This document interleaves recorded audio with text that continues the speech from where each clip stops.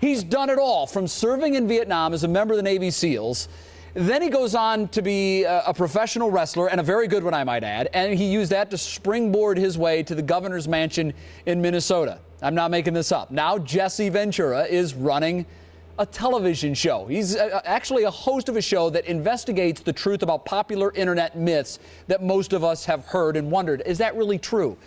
Well, all of that, and his nickname is The Body. So I told you, he is sort of the Forrest Gump of our generation.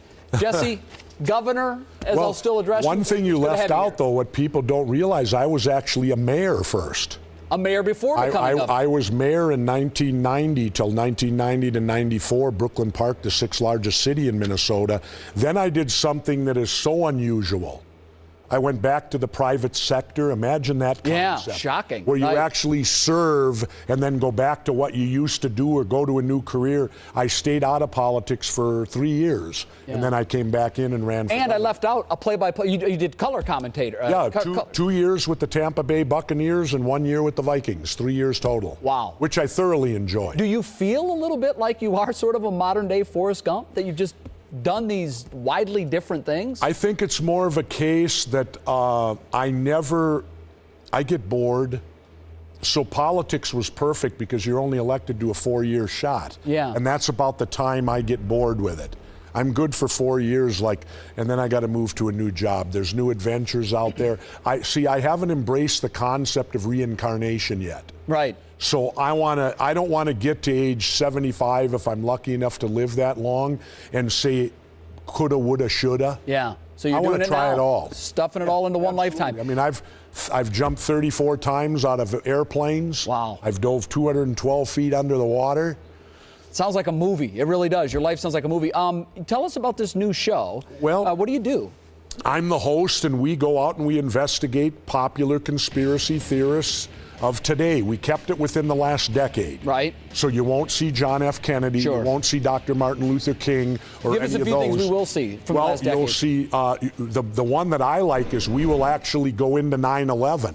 And that, of course, is the one that's off limits. As Americans, we're not allowed to ask questions about 9/11.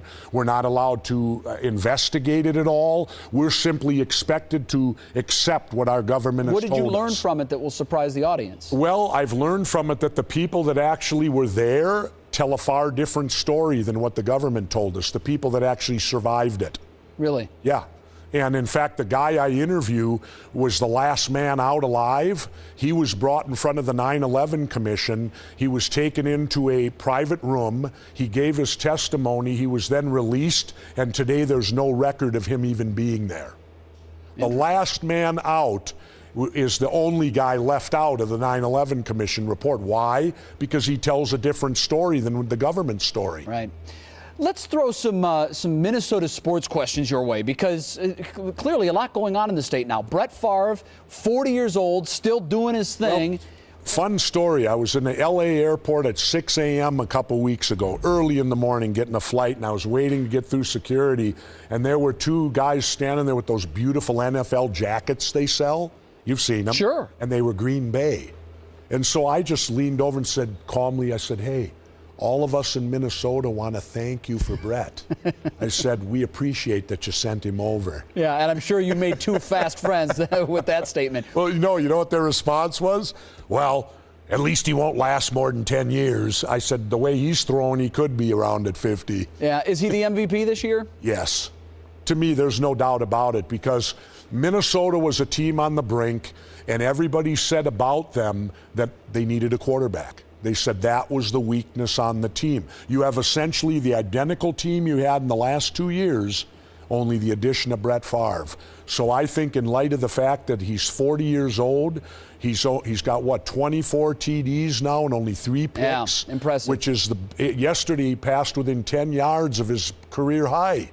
His career high is 402. Yesterday they pulled him with 6 minutes, and he had 392. Not to mention he never misses a game. I mean, it's just, well, it's pretty impressive stuff. To me, he is the MVP because of what he's accomplishing and what he means to that team. It is the most valuable player. Yeah. And I think if you truly look at the value of the player, you've got to admit, yes, Peyton Manning's great. Yes, Drew Brees is great. But to the value to their particular team, I think you've got to go with Brett Favre. Modern day Renaissance man, Jesse Body Ventura. The show debuts Wednesday night, True TV. Yep. Sounds fascinating. And let me add this. You may choose to disbelieve all the conspiracies. Right. But if you pay attention and watch this show, it will scare you.